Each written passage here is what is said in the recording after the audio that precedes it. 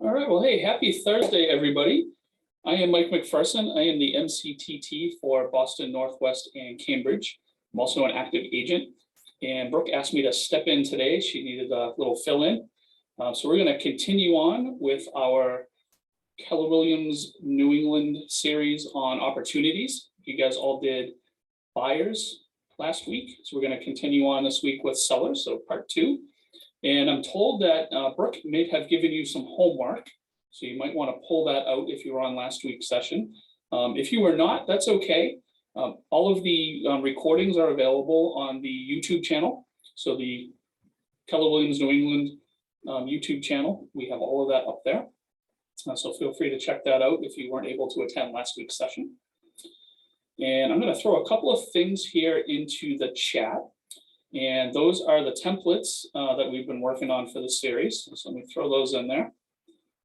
And that would be the blank opportunity template, which was your homework from last week to fill that in for the buyer side.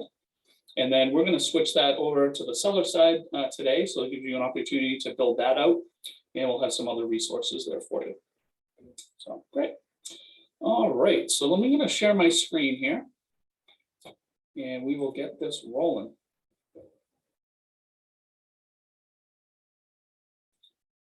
So we were originally working on here for checklists. This is your blank that you have there in the chat. And if you have any questions as we go along, let's keep this interactive. Let's get your ideas and stuff as we go. So definitely have a copy of the blank one available for you if you can. And I'm going to switch actually over to the one that she shared last week, except this is on the listing side. So let's have a little bit of discussion around this. Where are you guys getting your listings from, especially in this market?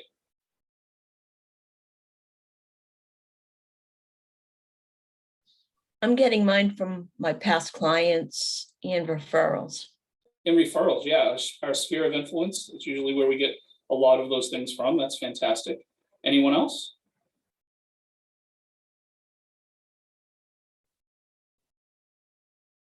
Yeah, everybody looking out the window, hoping to get out to the nice sunny weather at some point today. It's good, yeah, a lot of nods there. So yes, so sphere of influence, that's definitely where we get most of our listings from. Obviously our signage, any other marketing that we're doing, letting people know out there what we're doing, how we're trying to, help people out with selling their homes, a little happy type of good stuff. This market's been crazy. Does everybody agree? Crazy market. And part of it is just that it's been moving so fast, right? And I think that's a big discussion we had in our market centers this past week, is that because, things are going to market, they're getting offers and they're going off market within, a week, it tends to get us all ramped up, especially when we're dealing with our sellers. And that's when we can miss things. Okay, so being able to build out these checklists inside of our phases and stages and our opportunities, that helps keep us on track so we don't miss anything when we're in this environment. So let's take a look at some things here. Just like we did with the buyer side, we have our 5 phases of a transaction. So starting with cultivate, going through appointment, active, under contract, and closed. And within those, we can build similar stages. So depending on what state you're in, you're either in a 1 contract state, or if you're in Massachusetts like I am, we're a 2 contract state. So our opportunity checklists are going to look a little bit different. But if you need any input with how you should handle that in your state, definitely reach out to your MCTT, okay? Or you can reach out to Brooke, or any one of us in the region. Will be more than happy to help you out with that. The big thing here is to make sure that you get your sellers into your system as soon as possible. And Karina, you have a question. Go ahead. Now, I work in Massachusetts, which is 2, Mhm. Rhode Island, which is 1. Yeah. Is there a way that I can make 2 of these checklists, or no? That is a fantastic question, and it's not one that hasn't been asked before.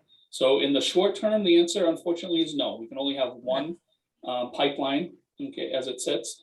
I've seen this many times in ideas.kw.com. That's where you can go in and put any suggestions in that you might want to have for enhancements to the system.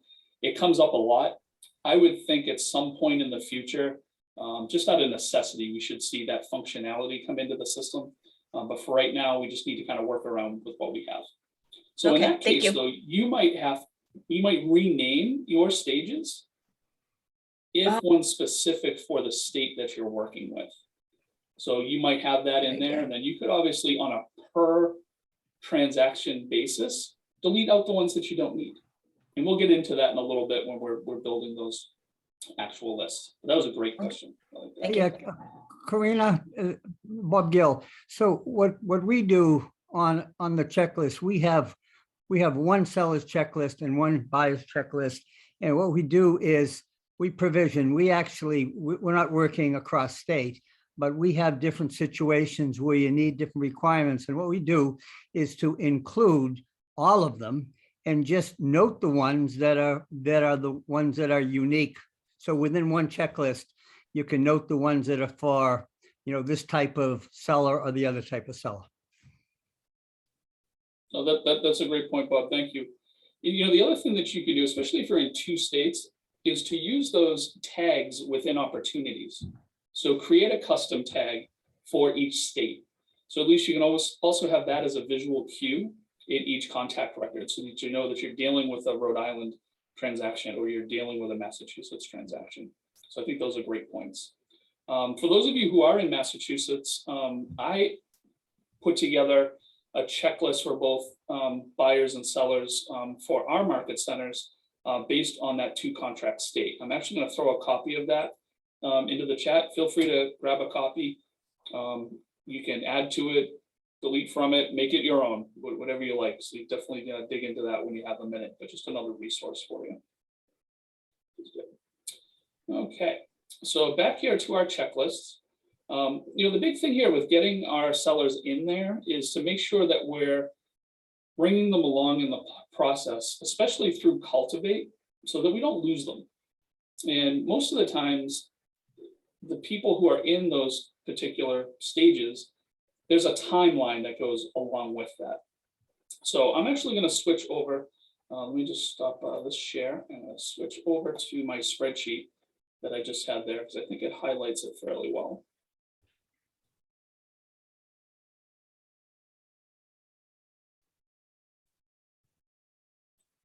There we go. Okay, go back to my spreadsheet here. Is to make sure that you have a timeline associated with those different Cultivate pieces. So the orientation of mine is a little different. So we're going across in columns for the different stages. So you can see under Cultivate, I have watch like you all do, except next to that I put 90+ days out. So when I know that they're probably going to have a transaction or at least sign paperwork so that we can get them active for a listing, if they're more than 90 days out, I can sit them in this bucket. And this is, what do I need to do then? I need to make sure that I have all of the necessary information that I need to contact them, right? So making sure that I have their phone, their email, obviously the physical address for the property.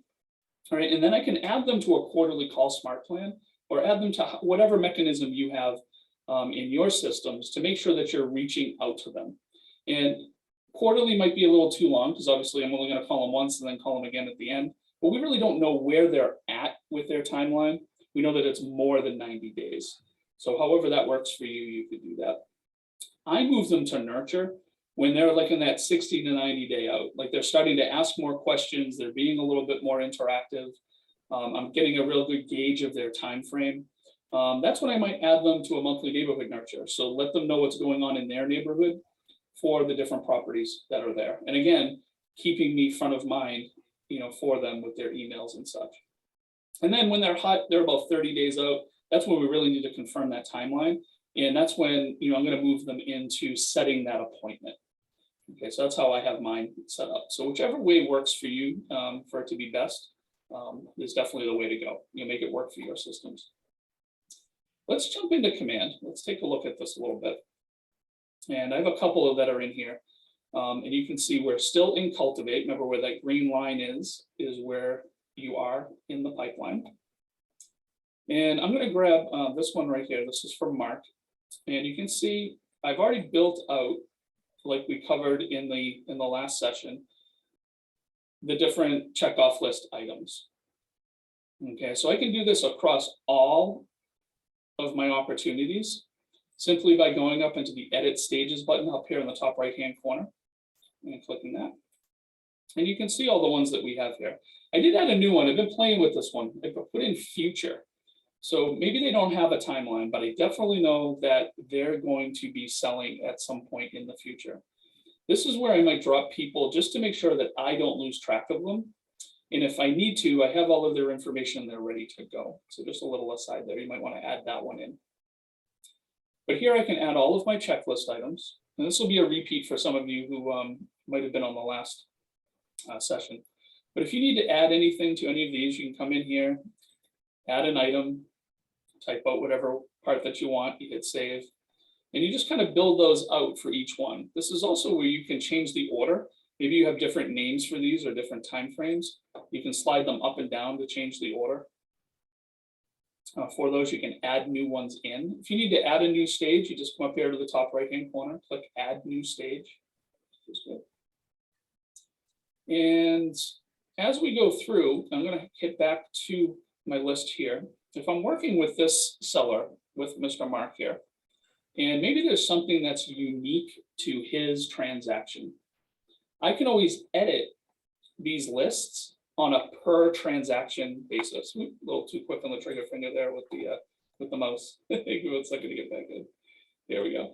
So if I need to go to his little checklist items, and maybe it's something unique for his property, I can always add it in here on his actual card, and it only affects him.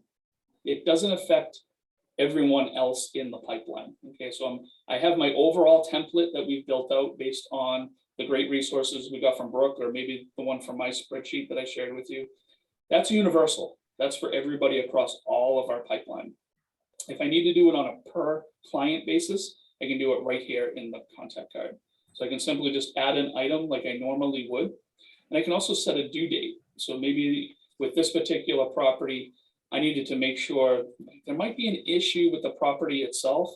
So with this, I might put in, check parcel info with town. Okay, and I can put that in there and I could hit save. Now I have a specific item that's been added to the checklist specifically for this client so that I don't lose track. So you can always add to these things as you go. Just keep in mind though, if you have something that's a good add across all of your pipeline, that you're editing the template and not just the individual card. So just a little aside. Does anybody have any questions or any, have they run into any difficulty with building out these stages and phases and checklists?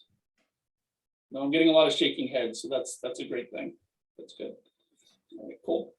So as you know, as you move through the particular checklist, once you've completed them, you can simply drag the card over to the next stage, and that will reset the checklist based on the template for that particular stage. And if you need to advance these on from the stage to a different phase, you just drag them up. So I'm going to drop him into appointment. It's a little faint sometimes, depending on how bright it is in your room or how your eyes are, like mine. You might not see that change, but they'll get that little dark dashed line that comes around it. That means you can let it go and it will move into that particular phase. So now Mark vanished. I need to find him. So I can just come over here to appointment. And there he is. He's now in the scheduling part here. We can take a look at those checklist items if we want. We're good to go. So how many, show of hands, how many people here are using compliance in command with their market center? Yeah, kind of a mixed bag. A lot of you are converting over to that. Hey, Kristen, Go ahead, Bob. Kristen, are we using command for compliance? That was I thought you said, yeah, I thought I was missing something. We're not now. No, we're not. Yeah. No. My market center doesn't either yet, but we're moving into that very shortly. And part of that is making sure that we start our transactions inside of command to hook up to either .loop if you're still using that, or to DocuSign. So as part of that, on your little checklist flow, as you're doing these, you'll see that I have under scheduled when I'm starting to have the need to generate documents for signatures, I actually have that in there as a checklist item. Okay, so that's my cue to remind myself to actually start the transaction in command, which will allow you to hook up .loop or DocuSign so that you can easily drag in documents for compliance. For those of you who aren't doing that yet, that's going to seem like a little bit of a big change. It's just one step, making sure that you start your transaction or start your either loop or your room from inside of command so that they're synced. So definitely have that in there as one of your action items for checklists. So they could be important. Okay, moving along. Let's go back into the dashboard here. So after you get all the way through and you're bringing everyone, finally through the process, you finally hit close. Does anybody notice in closed, you have this thing here called legacy? Everybody see that in their own command? Yeah, yep. Don't touch it. Leave it right where it is. If for some reason you have taken it out, that's okay. We can put it back in. It's there. Basically, when we're importing things in to opportunities, that's kind of a legacy item. That's why it's called legacy. For when we were converting over from .loop. Just leave it in there. It's not harming anybody. If you haven't taken it out, just leave it in there. That's just a little tip. Mike, a question. I was led to believe that legacy are for deals that went in but never closed. Deals that went in but never closed. Yeah, something was under agreement, it went down, it didn't close, we lost the deal. I thought that went into legacy. Where do those go? Yeah, so those those will actually you can actually close them, like you can put them in as lost. So let me find Mark. Let me get back to his card here. So for some reason, we went along here with Mark and we needed to close that out. What I can do is I can actually view the details of the opportunity. Either click it here, or I can click on his name. Yeah. And that's going to open up the card, right, with all of his details. All the way over here on the right is this little toggle button that is lost opportunity. So as soon as I do that, it goes into lost, and it's going to drop off into the archive within 30 days. And so we can still go through and retrieve those at some point in the future. But that would be the preferred method if you have a lost opportunity. So how do we review them? How do I know? That's an excellent question. So now that we've done that with Mark, okay, we've hit save. Yeah. We're going to go back into the pipeline and we can click here to all opportunities. This little tab here. Gotcha. And this should bring up all of your opportunities. We can then go in here to filters. And we can include archived opportunities. So those will show up there. Archived or lost? Archived. So they'll show as lost in archived. The other thing that I would do is I would create a tag for lost opportunities. Yeah. Okay. All right. That way it would be real easy to go in and find them very fast without having to go through all of these little. Well, I mean, the thing for us, what's really important, not on a daily basis, but periodically, we want to go and report on what percentage did we close. We get dropped out. And so I'm really looking to see it probably more so in the reporting function. And so is it in there at the reporting function? Does it report out what's lost in phases? In an actual report, not that I'm aware of, but we could actually pull it just from the all opportunities to see which ones we've lost and which ones not. The only thing that you have with that, just let me finish one quick point, is if you have things that are in that might have been a mistake. And somebody had either just hit lost or hit archived, that might show up in those metrics. So actually having a tag on there that you can go in and actually pull the ones that you've defined as lost might be a better solution for you, for your numbers. All right. Okay, we got to figure out, that seems kludgy. Seems kludgy when you're trying to see what's going on. I always want to know, what our closing ratio is. That's a huge one.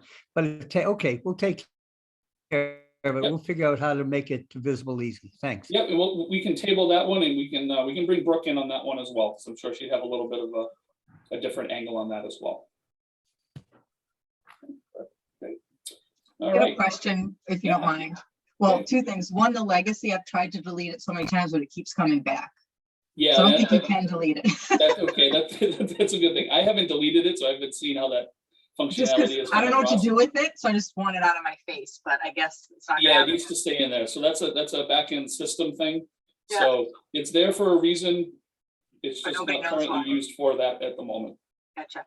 My other thing is so I had a closing on Friday and I moved my person into closed. And I still had some tasks to do. But when I go in now to closed, it's gone. Like none of my clothes are showing up in there. They're completely gone. Yeah, so they drop off into the archive after a while. So if you Yeah, go to the all opportunities tab, Yeah. you should be able to find those if you click on the filter for the to show archived. Okay.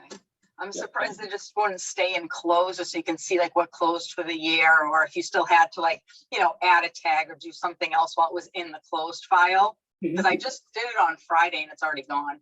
It's already gone, yeah. Yeah. So, yeah, I have ones as well that have, and if you go into the all opportunities, that's where you can see the phase closed. This one Okay. here, this one here from for P. McDonough, that hasn't been on my actual card list for months. Like that was back last fall. But here under the all opportunities view, I can see that, and I can see that it's closed. Oh, I see. Oh, yeah. Okay. Mhm. I gotta go on that one. I know that was a good question. I like that one. That's good. All right. Thank you. Can I ask Yeah, another Michael, one? go ahead. What if you move something forward by accident? Is there a way to move it back? Because so far Yeah. it's not letting me.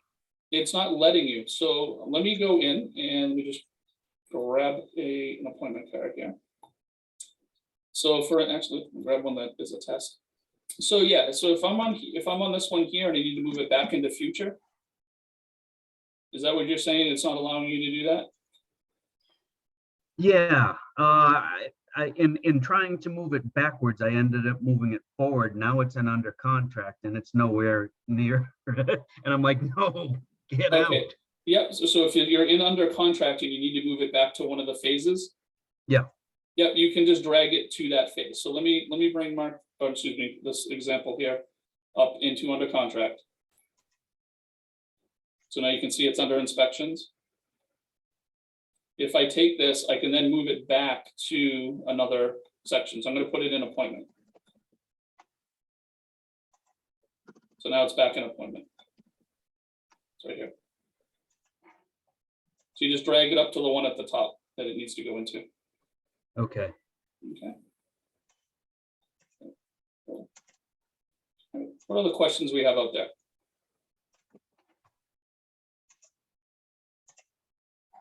No, none? All right. So let's look at some of the tabs once we're in an opportunity here. So if I click on the details, here we have everything that we've put in to create the opportunity. Okay, so anything that we need to change as far as any dates, we could do that here. These dates are what drive all of those reporting metrics. Okay, so you want to make sure that you keep up to date with these in a timely manner. Right, that will affect all of your funneling and everything from your goals when you're in the goal section of reporting. So if you've set those for yourself for the year, those dates are what drive those. If you need to change anything with the property, you can also select it from your listing. So once it's active in MLS, you can come in here and you can actually pair it up so that you have all the information for a particular listing. I'm just going to grab this one. This is one that I have going on right now. It's not this particular one, but it's going to bring in all of that information for the property.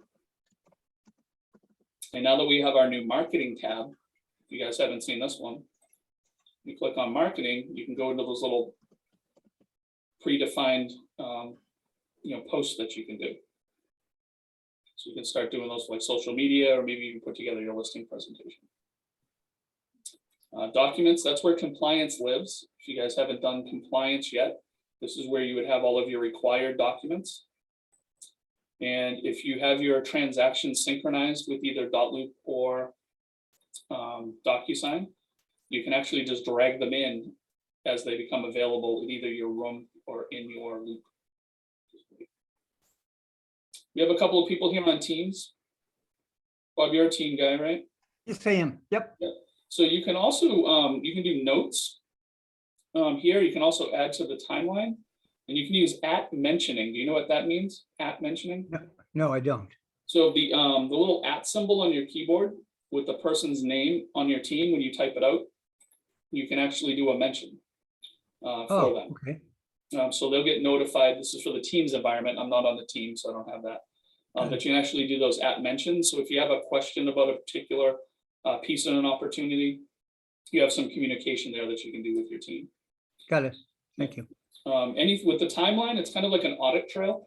So anytime anybody touches the opportunity, it's recording that. Okay, so if you have any questions on something that you may or may not have done, or if you checked off an item and wondering when it got checked off, if you're on a team who checked it off, you can come in here to the timeline. So that's pretty cool. You can do that. And this is also where you can manage client updates. Did Brooke get into client updates last time? No, just kind of concentrated on the pipeline. Client updates are a way you can define in your checklists to send off an email at the end of the day, letting your client know that a checklist item was completed. So if that's important to you for your business, that you want to have that communication when something's checked off, that might be a tool for you. Definitely go to answers.kw.com and look up client updates. It really talks you through it. You want to be very specific though on how you word your checklist items. So you might not want to have something, you need to have in your head that it's something that the client's going to see. So if you have a checklist item that either needs to be defined or that they might not know what it is, you might want to reword that before you use the client updates. So definitely check that out if you think that's important to you. All right. So any questions or anything to add to a checklist item that we might not have on one of these items that we've shared with you? We went through this with a fine tooth comb. We really tried to get everything on there that we could think of, right down to like removing signage and calling the company to do that removal. Making sure that we followed up with closing gifts under closed, making sure that we asked for a testimonial, not only just asked for it, but we received it and posted it. You can get that nitty gritty with your checklist items. So keep yourself on track with those things and make sure that you don't miss something. These are all time-based type items, especially after close. And it's always more effective to ask for that testimonial when the transaction, either right before it closes or very close to after it is closed, so that you're still front of mind and you get the best response possible from your client. That's good. Okay. Well, I tell you what, if you guys don't have any other questions on opportunities or how to set up those checklist items and stuff, I'm going to put it out there that you have homework again for this little session, and make sure you grab that blank template and that you are making it your own. Okay, so either write them in, make sure you use pencil so you can correct stuff, or grab that spreadsheet that I shared. I'm going to put it all back in the chat again so that you have it. Yeah. I'm also going to put in links for Brooke's website. She's got a great website with details. I think she shared that with you guys the last time. I also have one. It's not as robust as Brooke. I'm using her as inspiration. So I'll throw mine in there as well. Let me just get the YouTube channel for the region so that you guys have that also. And here we go. Chat. Yeah, someone just give me a thumbs up that you can see everything got posted in the chat. Excellent. Thank you very much. Cool. Mike? Yes. May I ask a quick question? So when I went to download your list, it always brings up Safari. And I've been told everything with command you should do on Google. So why does everything go to Safari? Because it's not just you. It's like if Brooke does it or Maggie. Yeah, so that's actually on your individual machine. So I'm assuming you have a Mac. Yes. Yeah. So Safari is the default web browser for your Mac. Okay, thank you. You can change that. So you can change the default web browser for your Mac to go to Google. All right, thank you. So check with your MCTT. You could Google it. Okay. Or, yeah, Google it from Safari. So that probably sounded a little funny, but yeah, they'll give you instructions on how to do that. But it's just all on how your personal computer is accessing those files. All right, thank you. You're welcome. Great. All right. Any other questions out there? No? Well, hey, thank you very much for stopping in and participating in today's class. I do appreciate it. Make sure that you also take a look at your emails for all of the future classes that we have on Thursdays at 2 o'clock. As you know, Brooke is a great resource. She's always bringing in different people to teach different aspects. And I'm very thankful for the opportunity to be here and chat with you guys here today. So I appreciate it. Have a great day. Enjoy the weather, and make sure you have a margarita later if that's your thing. It's good in my Thanks so much. Thanks, Mike. Have a great day, everybody. Thank Thanks, you. Mike. Thank you.